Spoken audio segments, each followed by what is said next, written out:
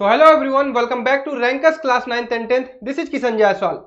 आज हम इस वीडियो में जानेंगे कि एनटीएससी 2021 और 2022 में जो पेपर होने वाला है सैट और मैट का, उसका सिलेबस क्या है।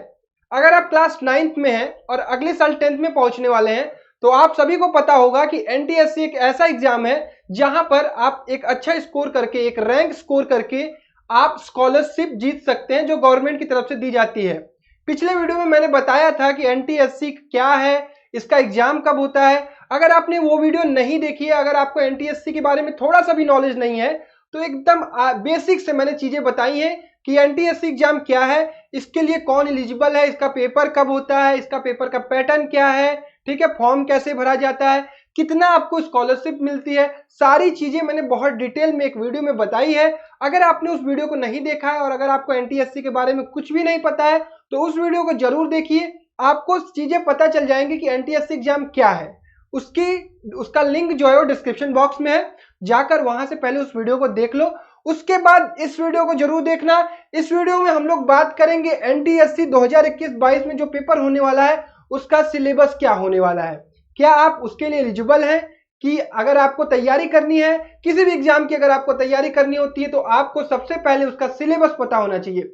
सपोज आपको किसी गड्ढे में कोई एक लड़का गिरा है, अगर आपको उसको निकालना है, ठीक है, तो पहले आप सोचोगे ना कि कितना गहरा है, कितना गहरा है, उसके अंदर मैं कितनी लंबी सीढ़ी लगाऊंगा तब उस बच्चे को बाहर लेके आऊंगा। इसी तरह अगर एनटीएससी एग्जाम आपको निकालना है तो आपको सबसे पहले उसका सिलेबस पता होना चाहिए, ठीक है। तो सिलेबस के बारे में आपको डिटेल में एकदम बताऊंगा कि किस तरह से पेपर होता है, क्या चीज आपका यहाँ होता है और किस तरह से पेपर आता है, पेपर का पैटर्न क्या होता है, सारी चीजें। जैसा कि मैंने पहले वीडियो में बताया था, ये पेपर दो लेवल पे होता है, पहला स्टेट लेवल पे, दूसरा नेशनल लेवल पे, ठीक है। तो पेपर का जो सिलेबस होता है, जो स्टेट लेवल होता है और जो नेशनल लेवल होता है, सिलेबस तो दोनों का सेम होता है। हाँ, थोड़ा सा लेवल अप हो जाता है। जैसे सपोज कीजिए किसी भी एग्जाम का एक प्री हो और एक मेंस हो, तो प्री का लेवल जो होगा थोड़ा सा कम होगा, अगर आप मेंस दे रहे हैं तो वहां पे लेवल हाई होगा। सिमिलरली स्टेट वाइज जो सिलेबस होता है वही नेशनल वाइज सिलेबस होता है, ठीक है, उसमें सिलेबस में कोई चेंज नहीं है।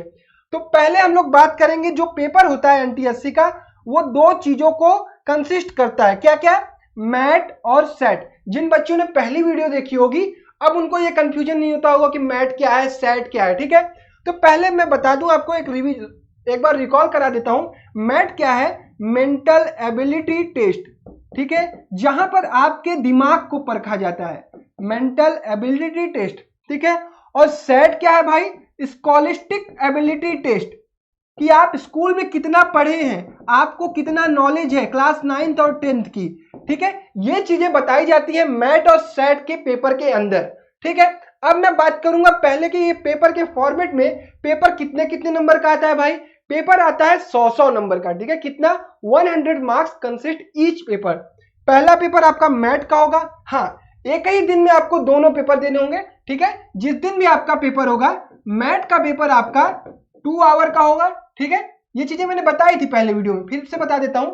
फिर आपको एक 2 आवर का ब्रेक मिलेगा, ठीक है, 2 आवर का ब्रेक। उसके बाद फिर आपका सेट का पेपर होगा, SAT, that is scholastic ability test, that is mental ability test. दोनों पेपर 2-2 घंटे के होंगे, एक ही दिन में आपको दोनों पेपर देने होंगे, ठीक। और जो बच्चा स्टेट में क्वालिफाई करता है वही जाके नेशनल लेवल वाले एग्जाम को देता है, फिर वहां पे जिन बच्चों की रैंक आती है उन्हीं बच्चों को स्कॉलरशिप दी जाती है। समझ में आ गई इतनी बातें। चलो अब मैं बताता हूं मैथ जो कंसिस्ट करता है, पहला पेपर आपका वो होता है रीजनिंग और मेंटल एबिलिटी। रीजनिंग आपको पता होनी चाहिए, जैसे आप किसी भी गवर्नमेंट एग्जाम या फिर कभी बड़े होकर जब किसी एग्जाम की तैयारी करेंगे तो वहां पे रीजनिंग भी पूछी जाती है, जिससे पता लगाया जाता है कि आपका आईक्यू लेवल क्या है, आपके सामने अगर कोई क्वेश्चन आता है तो आप किस तरह से सोचते हैं। ये चीजें होती हैं रीजनिंग और मेंटल एबिलिटी में। ये टोटल 100 क्वेश्चन आएंगे इसके, ठीक है, 100 question 100 marks with no negative. सबसे बड़ी अच्छी बात होती है इस एग्जाम की, नो निगेटिव मार्किंग, यहां पे कोई भी निगेटिव मार्क्स नहीं होता है। चलो अब बात करता हूं सेट की, scholastic ability test. It consist of 3 papers, that is first is general science, second is social science and third is your maths, okay. ये जनरल साइंस होता है 40 मार्क्स का, ये जनरल साइंस होता है 40 मार्क्स का, और ये होता है 40 क्वेश्चन इसके होते हैं। ठीक है, कितने क्वेश्चन होते हैं? 40 क्वेश्चन। सारी चीजें आराम से समझो, तभी आपके मन में एक पेपर का जब पैटर्न तैयार हो जाएगा कि हाँ मेरा पेपर इस तरह से आता है, तब आप उसकी प्रिपरेशन करोगे, तब आपको मजा आएगा। सोशल साइंस ये भी आपका 40 मार्क्स का होता है और इसके भी 40 क्वेश्चन होते हैं। कितने क्वेश्चन होते हैं? 40। ओके, सिमिलरली जो मैथ्स होता है ये 20 मार्क्स का होता है और इसके 20 क्वेश्चन होते हैं। अब आप कहोगे भैया 40 ये 20 क्यों है?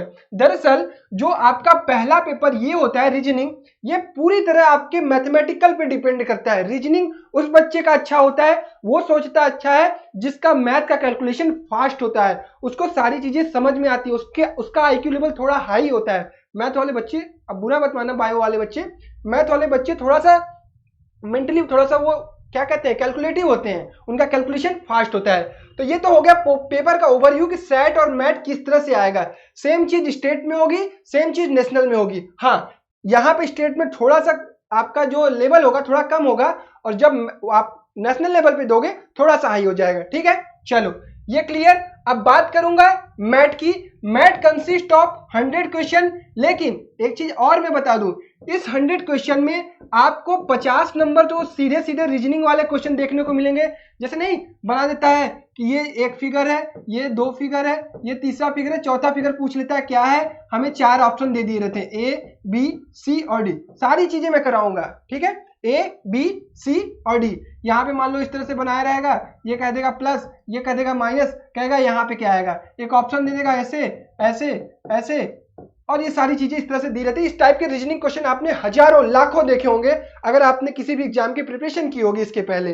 ठीक है, 50 नंबर तो ये वाले होते हैं और 50 नंबर वो वाले होते हैं जो मैथ से रिलेटेड होते हैं, क्लास 6, 7, 8। एकदम सिंपल सिंपल प्रॉब्लम। ठीक है, कि एक आदमी एक काम को 4 दिन में करता है, एक औरत एक काम को 3 दिन में करती है। बताओ अगर दोनों एक साथ मिलकर काम करेंगे तो कितने दिन में कंप्लीट हो जाएगा?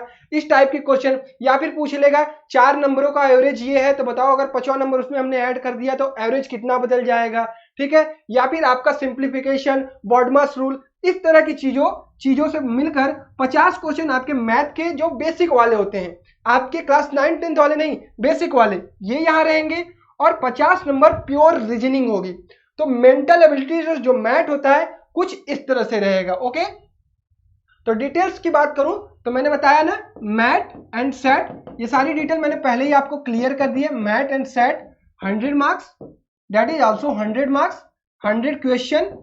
ठीक है, यहां पे भी 100 क्वेश्चन, नो निगेटिव मार्किंग।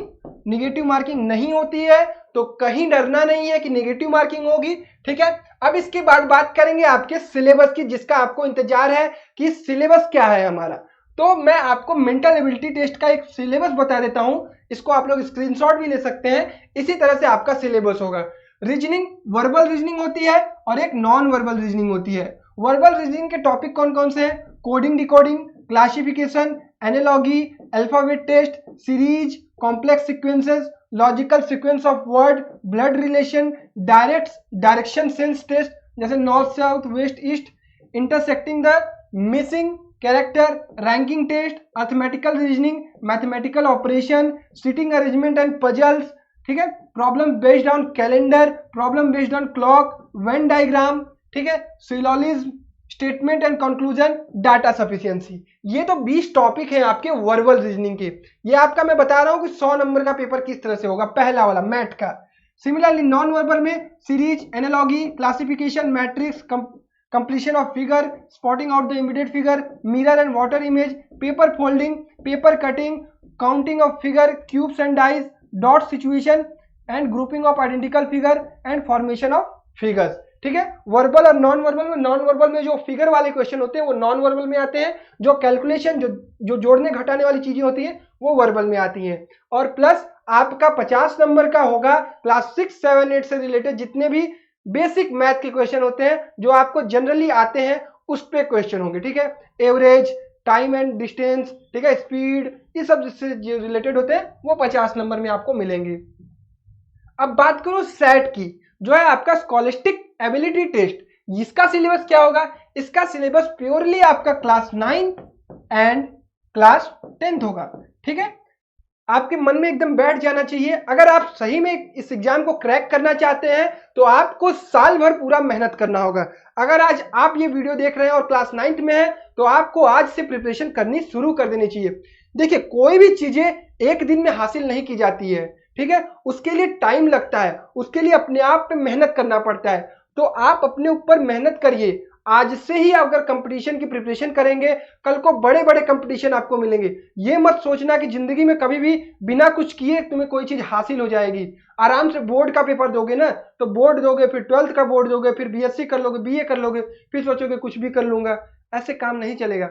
आपको आज से ही कंपटीशन की प्रिपरेशन करनी चाहिए।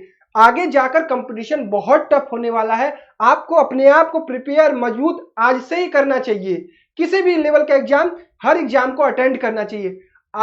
ये वीडियो इसलिए बनाई जा रही है कि जो बच्चे गांव के हैं, जिन बच्चों को पता ही नहीं चलता एनटीएससी एग्जाम, उनको भी पता चले कि ये एग्जाम क्या है। इसलिए सारी चीजें हम लोग डिटेल में बताते हैं आपको, ताकि सभी बच्चों को पता चले। कोई भी ये ना रहे कि बड़े बड़े स्कूल के बच्चे एनटीएससी एग्जाम दे रहे हैं और वही लोग क्वालिफाई कर रहे हैं, उन्हीं लोगों को पैसा मिल रहा है। नहीं, हमारे गांव के बच्चे भी जो पढ़ते हैं, जो मेहनती होते हैं, जाओ गांव में देखो, लाइट के नीचे बैठ के बच्चे पढ़ते हैं, तो वो मेहनती हैं। अगर वो भी मेहनत कर रहे हैं तो उन्हें भी ये सारी चीजें पता होनी चाहिए, उन्हें भी इस एग्जाम में बैठाया जाना चाहिए कायदे से, और तब कंपटीशन समझ में आएगा कि क्या है कंपटीशन। तो क्लास 9 के सभी बच्चों से मेरा ये निवेदन है, ये मेरा रिक्वेस्ट है कि आप इस एग्जाम की प्रिपरेशन करिए। मैं सारी चीजें बताऊंगा कि कौन सी किताब लगानी है, किस तरह से पढ़ना है, सब कुछ। आप घबराइए मत, हम आपके साथ हैं। ओके, बात करूं तो इसमें आपका फिजिक्स आएगा, केमिस्ट्री आएगा, बायो भी आएगा, ठीक है। आपका पूरा जो है क्लास 10th का सिलेबस, 9th का सिलेबस आएगा। मैथमेटिक्स क्लास 9th और 10th का, इसका स्क्रीनशॉट ले लो, इसकी पीडीएफ भी मैं दे दूंगा। ओके, तो फिजिक्स में कौन कौन सा चैप्टर है भाई?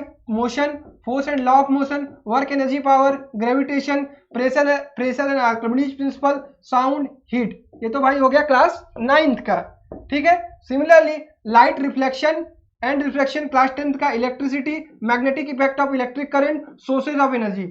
अब कुछ बच्चों को लग रहा होगा कि भैया सिलेबस बहुत बड़ा है। कभी ये सोचो, जब आप इस एग्जाम को क्वालिफाई कर लोगे, क्रैक कर लोगे, बढ़िया रैंक लेके आओगे, उसके बाद लाइफ भर आपको पैसा देगी गवर्नमेंट पढ़ने के लिए। आप सोचो आपके पेरेंट्स कितना प्राउड फील करेंगे आपके ऊपर कि मेरा बेटा आज क्लास 10th में ही एक ऐसा काम किया, एक ऐसी अचीवमेंट किया है जिसके द्वारा उसके ऊपर मुझे एक पैसा खर्चा नहीं करना पड़ेगा। ये बात होती है, ये चीज होती है, इसलिए आपको कंपटीशन में बैठना चाहिए। बात करूं केमिस्ट्री की, तो is matters around us pure, atomic structure, chemical reaction and equation, acid base and salt, metal and non metal, carbon and its compound, periodic classification of element, atoms and molecule, matter in our surrounding. ये इतने chapter class 9th और 10th के मिला के chemistry के। Bio की बात करूं, fundamental unit of life, tissue, life process, control and coordination, how do organism reproduce, heredity and evolution, why do we fall ill, diversity in living organism, our environment, natural resources, management of natural resources and improvement of food resources। ये बात हो गई भाई science की। पूरे class 9th और 10th का मिला के जो सिलेबस है, यही है सिलेबस। पूरी एनसीईआरटी, प्योर एनसीईआरटी जिस बच्चे ने अच्छे से पढ़ी, उसको बहुत ज्यादा मेहनत करने की जरूरत नहीं है।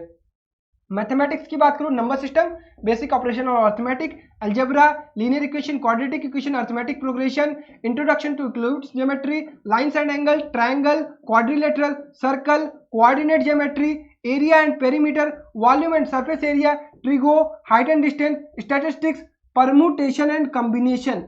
ये एक चैप्टर जो है वो क्लास 11th का है, ठीक है। इसको मैं पढ़ा दूंगा आपको, ठीक है। बेसिक चीजें आती है यहां से, ये क्लास 11th का है, ये भी मैं बता दूंगा आपको, ठीक है। प्लस 19 प्रोबेबिलिटी, पूरा मैथ जो है वो क्लास 9-10th का है। तो ये है आपका भाई मैथ और साइंस का syllabus. 40 number science, 20 number math. अब बात करूंगा लास्ट आपका जो है वो है सोशल साइंस। क्या है भाई? Social science. आपको पता होगा सोशल साइंस आपका 4 सब्जेक्ट कंसिस्ट करता है, that is history, geography, civics and economics. Okay, history में एंशिएंट हिंदी, एंशिएंट इंडिया, मतलब जो पूर्वज जहां से हम आए हैं, सिंधु घाटी सभ्यता, जितनी भी सभ्यताएं हैं उसके बारे में पढ़ना होता है। मेडाइवल इंडिया, जो मुगल वगैरह ये सब थे, वहां पे पढ़ना होता है। Events and process, livelihood and economics and society, everyday life and culture and politics. Okay, बात करें ज्योग्राफी की तो ज्योग्राफी का भी है Indian size and location, physical feature of India, climate, ठीक है, क्लाइमेट है, उसके बाद ड्रेनेज है, रिसोर्सेज एंड डेवलपमेंट है, एग्रीकल्चर। क्लास 9th और 10th का पूरा सिविक्स है, ठीक है, सारी चीजें जो है वो क्लास 9th और 10th की हैं। तो ये है टॉपिक। हाँ, एक चीज और, जनरल नॉलेज।